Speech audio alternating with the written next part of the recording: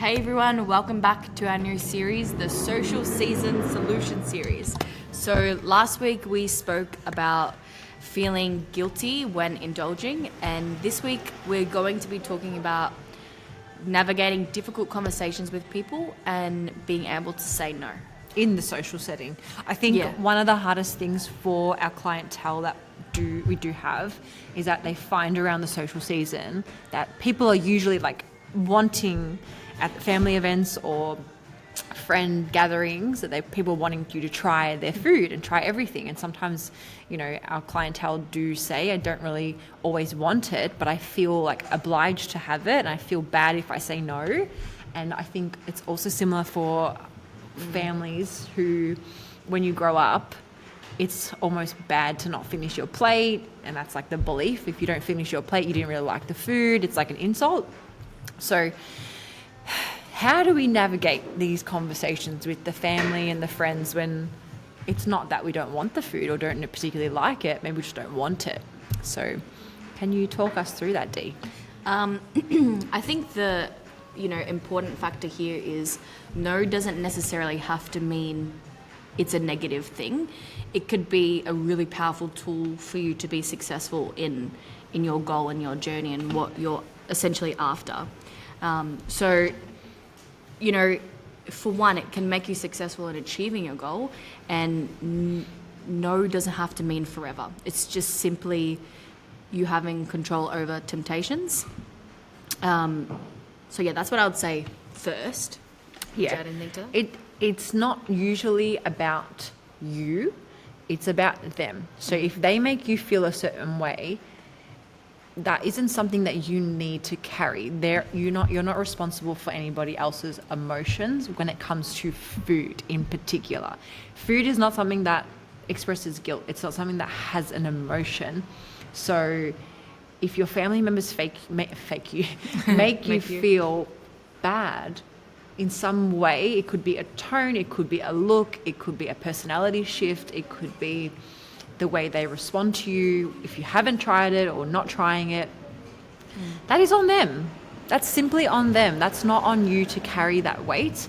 And I think that says a lot more about them than it does about you, and for you to take that as an observation. And sometimes it's not personal, but I do think there is a history of personally for family line where you're supposed to try everything. You're supposed to have everyone else's food that they brought to the table. So it doesn't mean anything. It literally doesn't mean anything. It's not that deep. Like it's not that deep. You're allowed to say no. Sorry guys, I'm just going to hold the screen because it's shaking. And we wrote a note here. It also doesn't mean you're saying no forever. Like it just means you're not having it right now. So you're not offending others by saying no. It's just you don't have to have this right now. There's no reason why. It's just maybe not now, maybe later. And that's probably the way I would probably say it in that setting is like, did you try my cake? Did you try my lasagna? Did you try my beef stew? Whatever it might be. Try my mayonnaise. And you're like, I really don't want mayonnaise in your head. You're like, not right now, or I'm not feeling it right now, or I'll have some later. Yes, I'll try some later. And you just kind of keep pushing the later card. I think that works really well because then they forget, they're too busy enjoying it. The food's gone, it's been packed up, it's dessert time. Did you try this? They're already on to the next thing. Did you have that? Did you like this? And you say, yeah, you could even lie. Like, who's going to know? I mean, unless someone's really looking at your plate. Yeah, I did. I had a little bite before. It was from my partner, or I tried a little bit before. It's delicious. Or I smelled it. Smelled so good. Oh, you should try it. I will. Yeah, I actually will. I'll go grab a plate. You go get a piece of fruit and maybe a drink of water, and you just never tried it. Like, who's going to know? Unless they're hovering around you, well, then good luck. Maybe you're not going to get out of that one.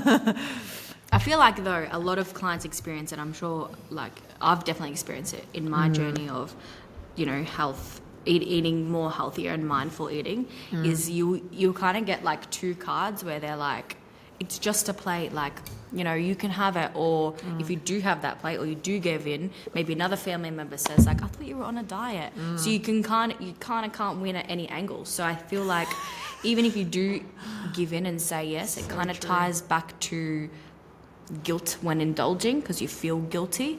So I think even saying yes to that meal isn't a bad thing if you want it. And again, go back to our guilt around indulging if you'd like to listen more to that.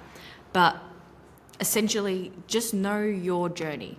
Know your why as to why you're either going to say no because it doesn't align with your goals, or even, you don't even like that food. Yeah, maybe you don't Maybe even it really actually want makes you feel not good bloated, in your stomach or sick. whatever. Yeah, like that's the other part of saying no is that you're actually saying no for a reason sometimes. Like some people might just think you're just saying no because you're on a diet, and then they're going to shame you for the fact that you're on a diet again, or that you're not, you're supposed to be following something, and they're going to put that on you. So like you said, it's a really good point. Like there's always going to be something that maybe that one person's always going to nitpick at you. Let that person nitpick, let them do what they need to do. It's not about you. The Mel Robbins theory, just let them and move on with your own life. Do what you need to do because it's not that deep. Like it's really not that deep. And if you want it, eat it. If you don't want it, you don't have to eat it. Nobody's forcing it down your throat, literally. Yeah. Facts, okay.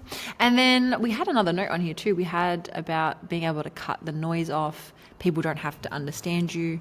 I think, did you want to speak on this one?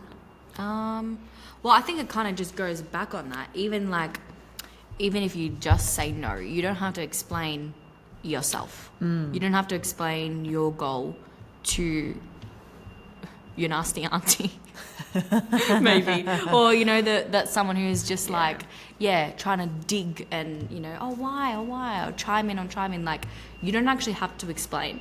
You don't. Why, and maybe actually just getting used to practicing the word no. It really doesn't make you a boring person. It doesn't make you, oh, wow, you're boring. Yeah. Or whatever. Like, your goal, have conviction in yourself. But what's the definition of boring? Like, is that person just putting it on you to make you feel bad? Is that person just saying you're boring because their values don't align with your values? Yeah. Like, I get this all the time with clients when they're like, but I'm not this. It's like, but what if you are? What if you, in the context of like, I'm not that strong, but it's like, what if you actually are stronger than most people believe? And like, is that such a bad thing? Or the context of being more skilled at something. Maybe you are more skilled at something than someone. And in the context of dieting or like trying not to have this, like person's values come onto your own way of living. It's like maybe you are different, and to them you are considered boring, but to you it makes you happy. Yeah, and that's actually like something that I learnt, that Mark spoke about in the enterprise internship, is he spoke about normal versus common.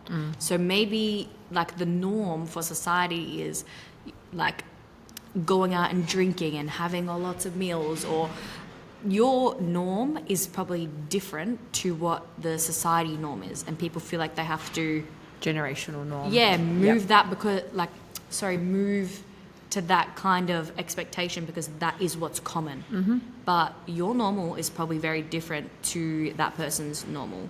Exactly. And if it's like, you have a bunch of friends and you're going out for drinks and they're like, oh, just have a drink, or even with drinks as well, and you might not align with alcohol, or you don't like to drink alcohol, then that's not your normal.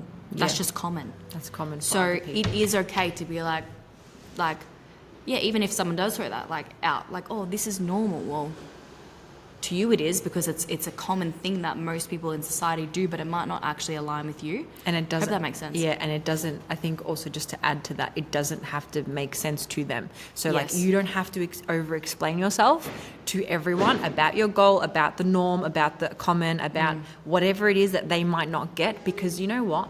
Sometimes, have you ever been to a party where you have the uncle or the auntie who is not healthy, who is always sick, who is always in pain, telling you that eggs are bad, or shouldn't you be having chocolate? Shouldn't you be having this? It's like, well, why would I listen to someone who is always sick? So what is their normal is definitely not going to be what is your normal, and be choosy with who you listen to, because if you're always listening to the people who are trying to tell you what to do, and then you feel bad about saying no. Do you see where I'm going with this? It's like it doesn't make any sense to just appease and people please somebody else's feelings when you need to make yourself happy. Yeah. And maybe just... bye.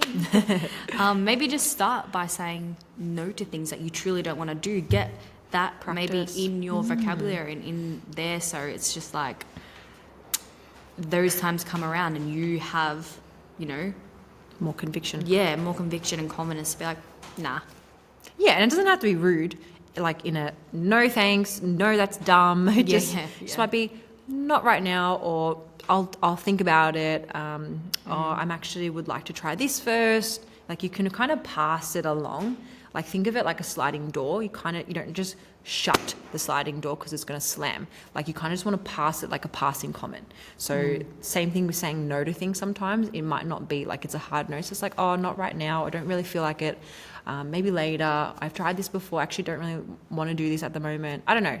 There has to be a way for you to kind of like leeway in your own personality trait way that makes sense for you, because for some people saying no is really, really difficult. Like no matter what the context is, to say the word no is for some people is really, really hard.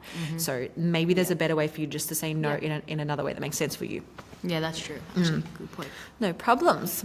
Any other points? No, that's it. That's it. That's series number 3 for this one. Next week we've got another one coming. Yeah. I don't remember what it is. It's acceptance and preparation. You already know. Yes, I did, because we had 4.